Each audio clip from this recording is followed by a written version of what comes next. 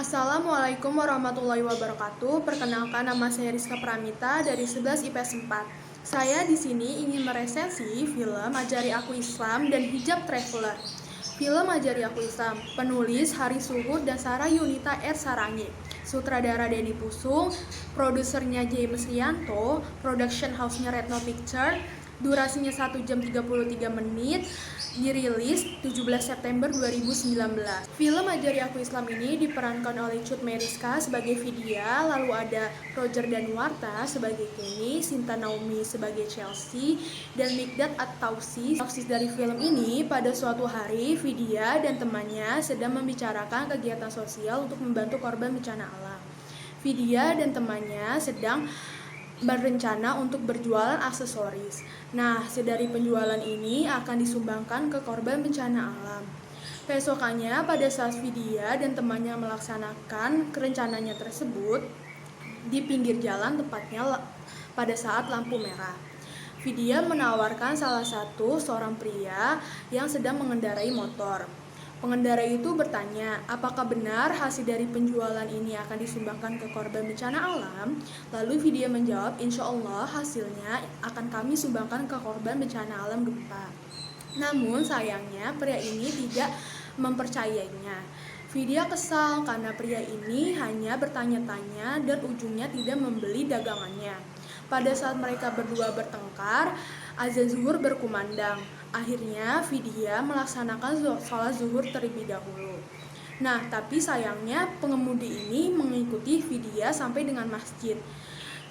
Sampai-sampai setelah Vidya selesai sholat zuhur, pengemudi ini masih menunggu Vidya di depan masjid tersebut. Namun Vidya tidak menghiraukannya.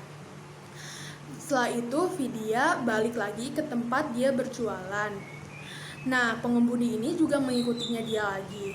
Dan pas setelah di tempat dia berjualan lagi, pengemudi ini memperkenalkan dirinya ternyata bernama Kenny, seorang Tionghoa yang beragama non-muslim. Kenny pun juga meminta maaf kepada Vidya atas perilakunya dan perkataannya. Akhirnya Kenny membeli semua aksesoris dagangannya Vidya. Setelah itu Kenny pulang ke rumah. Pada saat di rumah, Kenny, ibu dan ayahnya melaksanakan makan malam bersama di rumah. Ayahnya pun menyinggung soal perjodohannya dengan seorang gadis Tionghoa yang bernama Chelsea. Namun Kenny tidak ingin membahas soal perjodohannya tersebut. Keesokannya, Kenny menemui Vidya di Masjid Al-Masyhun yang tujuannya untuk mendekatinya. Namun, Vidya berkata kepada Kenny, saya adalah seorang muslim sedangkan engkau adalah seorang non-muslim. Tapi Kenny ingin Vidya membuat dirinya jatuh cinta terhadap agama Islam. Vidya pun langsung mengajak Kenny untuk pergi ke toko buku dan mencari buku-buku tentang agama Islam. Setelah selesai membeli, Kenny pun balik ke rumah dan langsung mempelajari buku-buku yang ia beli tentang agama Islam. Keesokannya, Kenny dan Vidya bertemu lagi di Masjid Al-Masyhun. Si Vidya ini memberikan sesuatu. Nah, dia memberikan baju koko, peci, dan buku Iqra. Kata Vidya, jika kamu ingin mendekati saya, maka pelajarilah ini terlebih dahulu. Kenny pun langsung mempelajarinya. Kenny mulai mempelajari cara sholat dan mulai mempelajari cara baca Al-Quran.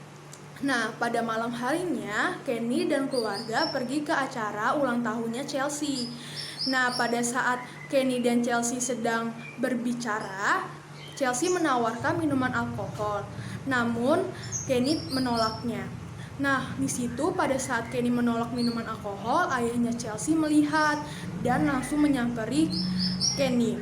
Ayahnya Chelsea bilang, jika kamu menolak semua perkataan anak saya, maka kamu akan tahu risikonya.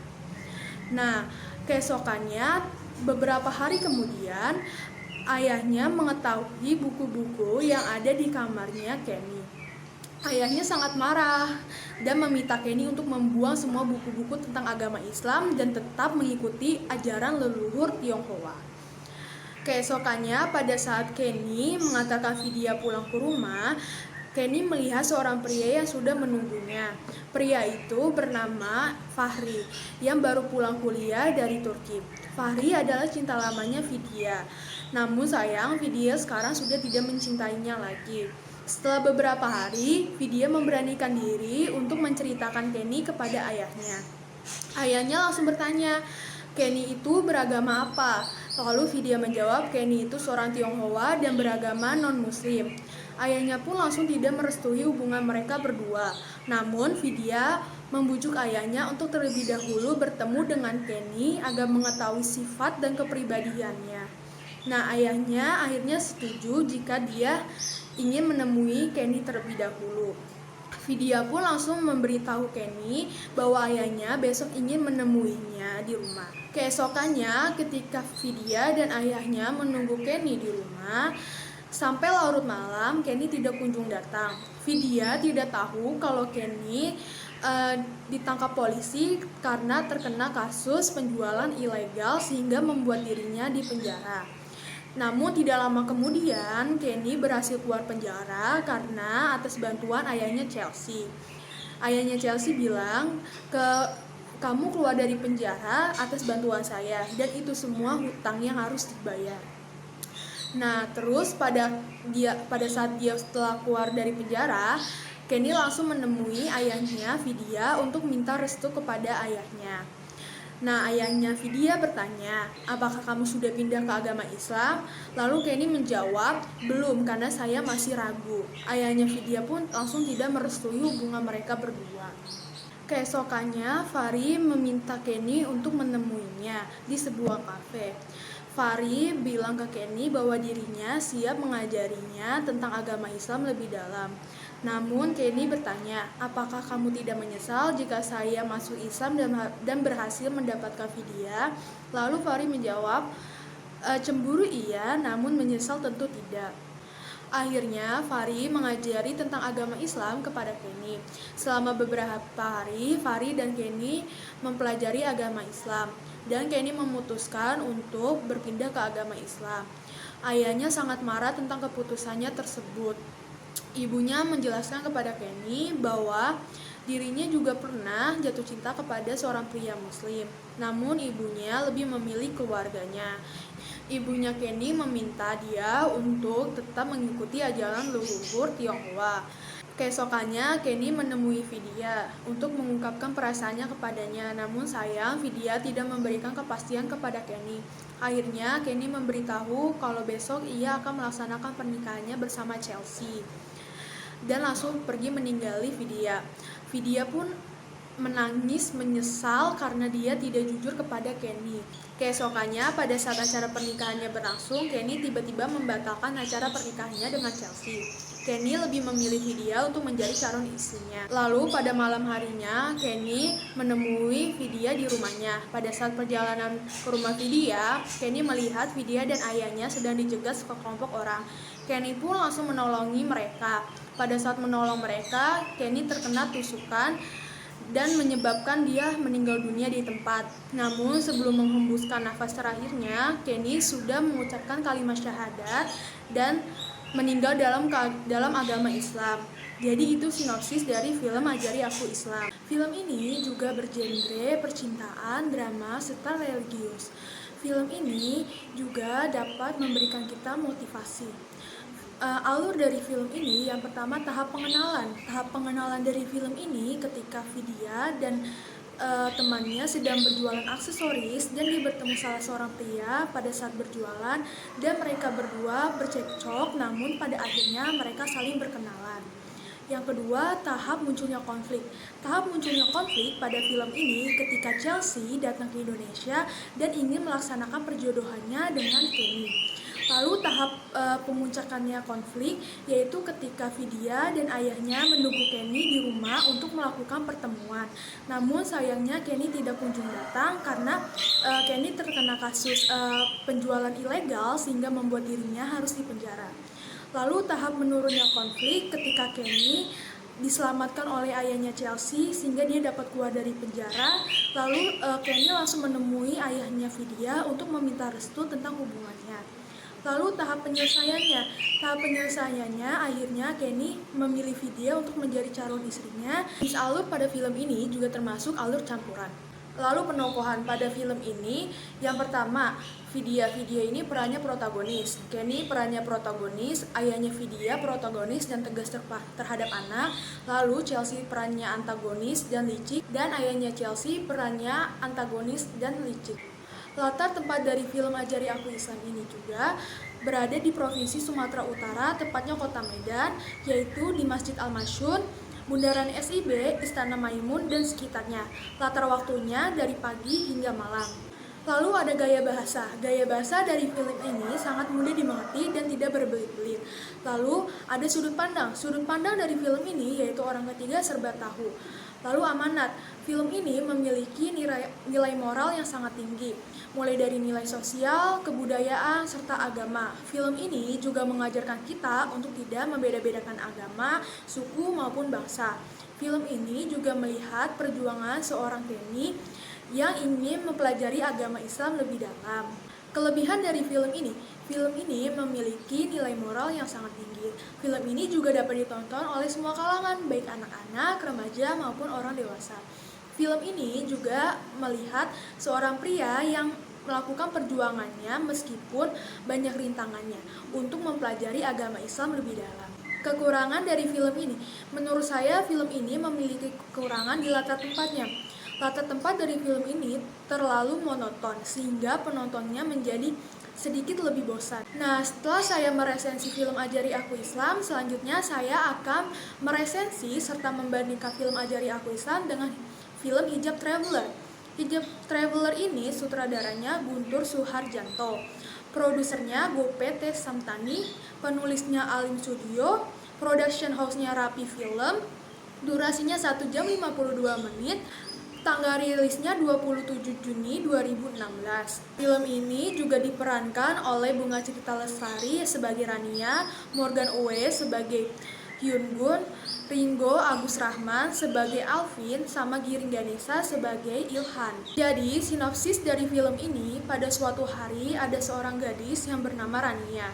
Rania ini hanya lulusan SMA saja, namun ayahnya sering berpesan, jadilah Ibnu Battuta yang mampu menjelajahi dunia. Kecerdasannya melampaui penjelajah Eropa seperti Christopher Columbus, Vasco da Gama, serta Magellan, yang mampu menjelajah 100.000 mil tanpa bantuan mobil, kapal laut, serta pesawat. Rania pun akhirnya bisa menjelajahi dunia, walaupun dia hanya lulusan SMA. Rania pun berhasil pergi ke Afghanistan, Iran, Irak, Pakistan, Turki, Arab Saudi, Afrika, Swiss, dan Prancis. Rania pun melakukan pekerjaan di berbagai negara, mulai dari menulis surat, akhirnya Rania mengirim tulisannya ke berbagai media. Pada saat Rania melakukan perjalanan, Rania mendapat kabar bahwa ayahnya sedang terbaring sakit. Rania pun langsung balik ke Indonesia. Setelah sampai di Indonesia, ayahnya berkata, jangan mengkhawatirkan dirinya, pergilah untuk menjelajahi dunia. Sedangkan ibunya tidak menyetujui Rania pergi jauh tanpa didampingi oleh mahramnya.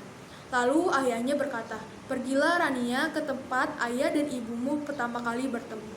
Tempat itu adalah Baluran. Rania pun akhirnya menuruti perkataan ayahnya untuk pergi ke tempat Baluran. Setelah sampai di tempat Baluran, Rania bertemu seorang pria fotografer asal Korea yang ditemani oleh sahabatnya. Pria ini berkata ke sahabatnya bahwa Korea itu lebih indah dibanding Indonesia. Lalu Rania kesal mendengar perkataan itu, lalu langsung menghampiri pria itu. Rania menjelaskan bahwa Indonesia itu sangat indah karena memiliki Kawah Ijan yang merupakan kawah yang paling terindah di dunia dan tidak ada di Korea. Pria ini juga meminta Rania untuk membawanya ke Kawah Ijan.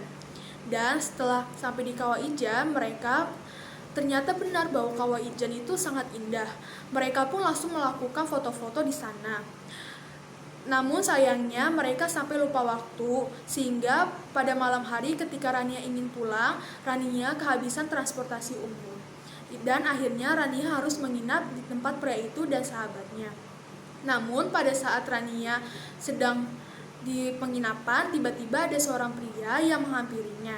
Pria itu ternyata Ilhan. Ilhan itu mengabarkan bahwa ayahnya telah meninggal dunia. Akhirnya Rania langsung balik untuk melihat ayahnya.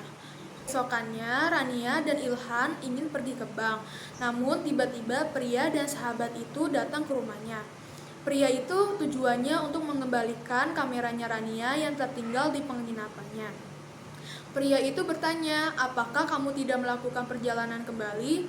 Lalu Rania menjelaskan bahwa Baluran adalah tempat terakhirnya menjelajahi dunia. Lalu pria itu bertanya kembali, bukannya kamu mempunyai impian untuk pergi ke Palestina? Namun sayangnya Rania menghiraukannya dan langsung pergi ke bank bersama Ilhan. Setelah pulang dari bank, Ilhan menawarkan pekerjaan kepada Rania. Ilhan menawarkan untuk Rania mengajar di tempat sekolah informal ibu-ibu yang tinggal di bantaran sungai rel kereta api. Rania pun menyetujui tawarannya Ilhan. Setelah beberapa hari kemudian, Rania mencari tahu tentang pria ini dan temannya ini. Pria ini ternyata bernama Hyun Gun dan sahabatnya bernama Alvin. Beberapa hari kemudian akhirnya Rania menemui Alvin untuk meminta Alvin memberitahu Hyun Gun agar tidak mengirim email terus-menerus kepadanya. Namun Alvin memberitahu bahwa Hyun Gun telah balik ke Korea karena ibunya telah meninggal dunia. Alvin juga menjelaskan bahwa Hyun Gun ini seorang muslim dan dia sangat senang pertama kali datang ke Indonesia. Sebelum Hyun Gun balik ke Korea, Hyun Gun menitipkan lukisan kepada Alvin yang harus dikasih kepada Rania. 2 bulan kemudian, Rania mendapat undangan untuk pergi ke Korea. Rania menolak undangan tersebut karena Rania ingin menjaga ibunya. Namun ibunya menjelaskan bahwa ibunya telah menyetujui Rania untuk menjelajahi dunia kembali. Setelah ibunya setuju, Rania meminta izin kepada Ilhan karena setelah beberapa bulan ini, Rania mempunyai hubungan yang dekat dengan Ilhan.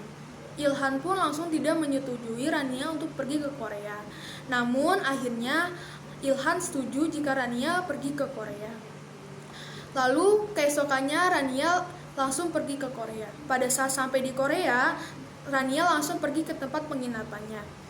Nah, di tempat penginapannya ini ternyata sudah ada seorang pria yang menunggunya. Pria itu ternyata Alvin. Alvin sekarang bekerja di kedutaan Korea dan ditugaskan untuk menemani penulis di Indonesia dan berbagai negara. Alvin juga menceritakan tentang Hyun Gun.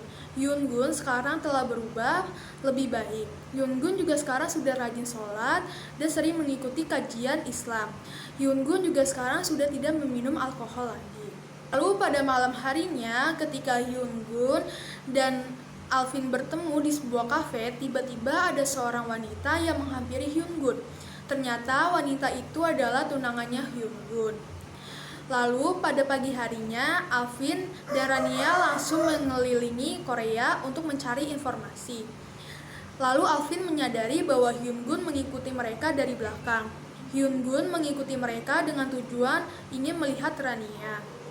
Lalu pada siang harinya, ketika Rania lagi video call dengan keluarga serta ada Ilhan di situ, Ilhan melihat ada sebuah pria yang mengintipnya dari belakang.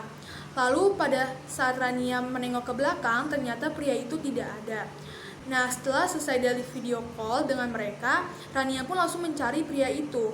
Nah, pria itu ternyata Hyun Gun. Hyun Gun mengintip Rania dari jauh. Rania pun langsung menghampiri Hyun Gun untuk menyapanya.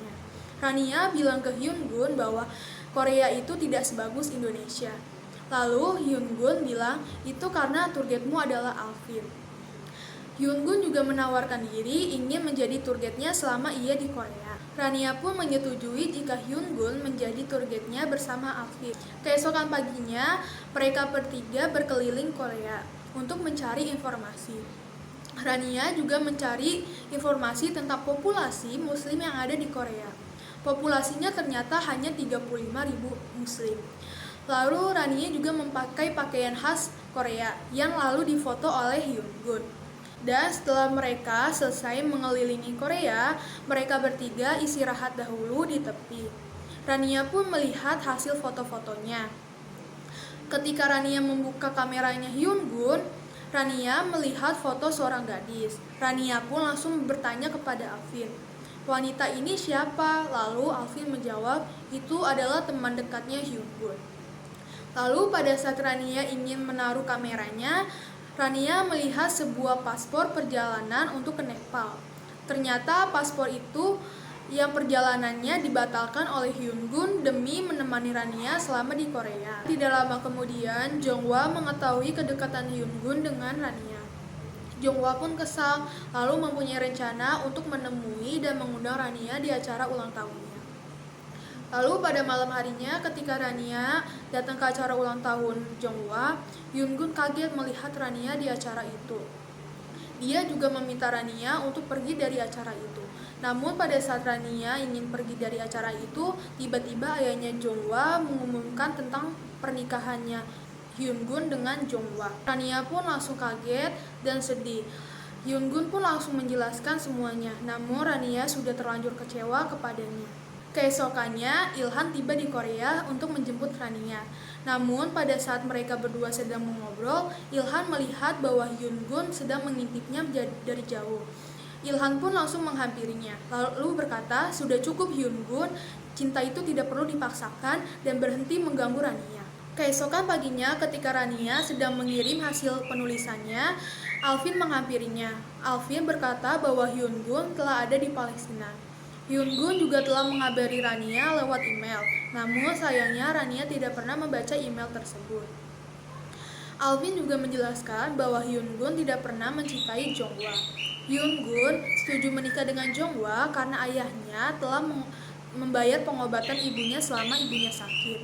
Namun sebelum ia pergi ke Palestina, Hyun-gun telah membayar hutang-hutangnya kepada ayahnya. Nah, setelah Alvin dan Rania sedang berbicara, tiba-tiba Ilhan menghampiri mereka. Dan di situ Ilhan langsung mengelamar Rania. Rania pun langsung menerima lamarannya, walaupun hatinya sangat mencintai Hyun-gun.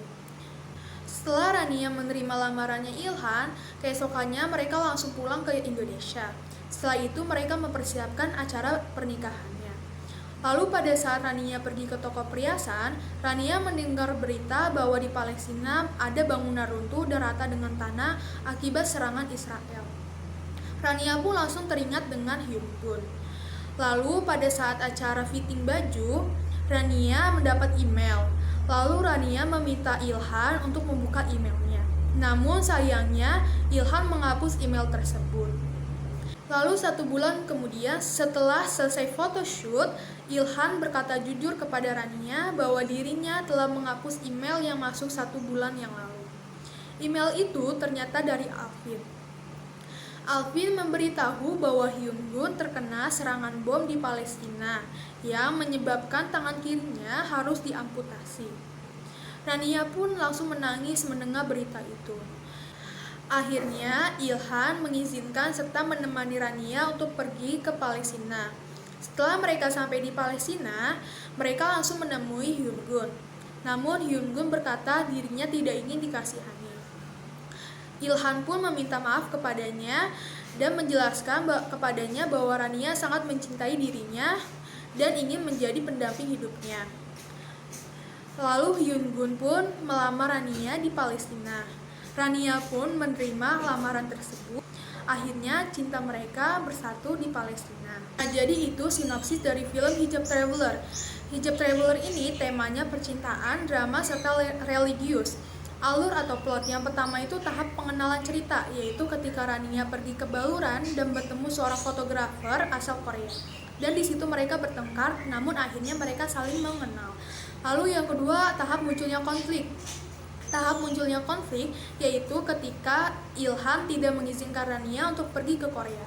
Lalu tahap konfliknya memuncak ketika Ilhan mengetahui kedekatan Rania dengan Hyun-gun dan ketika Rania mengetahui bahwa Hyun-gun akan menikah dengan Jong-hwa.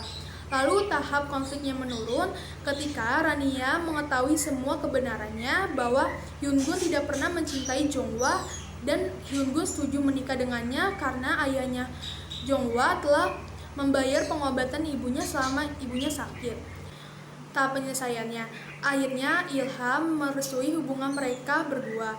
Ilham pun mengizinkan Rania untuk pergi ke Palestina untuk menemui Hyun-gun. Penokohan pada film Hijab Traveler ini yang pertama Bunga Citra Lestari yang berperan sebagai Rania, perannya protagonis. Lalu Morgan Oey yang berperan sebagai Hyun-gun, perannya protagonis. Lalu ada Ringo Agus Rahman, perannya protagonis. Lalu ada Giring Ganesa yang berperan sebagai Ilhan, perannya protagonis. Lalu ada ayahnya Jongwa, perannya antagonis.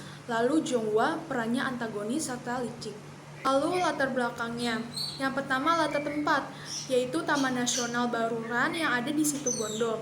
Lalu Kawah Ijan, Jawa Timur, Korea, restoran Korea, kafe di Korea, serta Palestina. Lalu juga ada latar waktunya, yaitu dari pagi hingga sampai malam. Gaya bahasa dari film ini sangat mudah dimengerti, sehingga penonton juga sangat mengerti dengan ceritanya serta alurnya, dan cerita ini juga tidak terlalu berbelit-belit. Lalu sudut pandang dari film ini yaitu orang ketiga serba tahu. Anak dari film ini mempunyai nilai moral. Film ini juga mempunyai nilai pendidikan, karena di film ini menjelaskan seorang gadis yang hanya lulusan SMA namun dia mempunyai tekad serta kegigihannya untuk bisa menjelajahi dunia. Film ini juga mengajarkan kita untuk tidak membeda-bedakan agama, suku maupun bangsa. Lalu kelebihan dari film ini, menurut saya film ini itu dapat ditonton oleh semua kalangan, baik dari anak-anak, orang dewasa maupun orang tua. Film ini juga memiliki plot dan alur yang sangat menarik. Film ini juga memiliki latar tempatnya yang beragam dan bagus, sehingga penonton tidak jenuh pada saat menontonnya.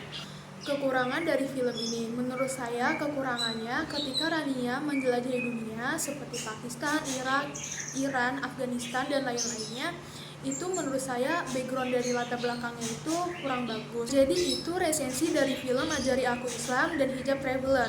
Film ini juga sangat bagus untuk ditonton karena kedua film ini mengajarkan kita untuk mengenal agama Islam lebih dalam. Film ini juga sangat menarik dari plot atau alurnya. Tapi dari kedua film ini saya lebih suka film Hijab Traveler karena di film ini memiliki latar tempatnya yang sangat menarik dan beragam, sehingga penontonnya juga tidak menjadi bosan. Lalu dari durasi dari film Hijab Traveler ini lebih lama, 1 jam 52 menit, sehingga film ini sangat bagus untuk ditonton. Baiklah, jadi itu resensi dari saya mengenai film Ajari Aku Islam dan Hijab Traveler. Sekian dari saya, kurang lebihnya mohon maaf. Wassalamualaikum warahmatullahi wabarakatuh.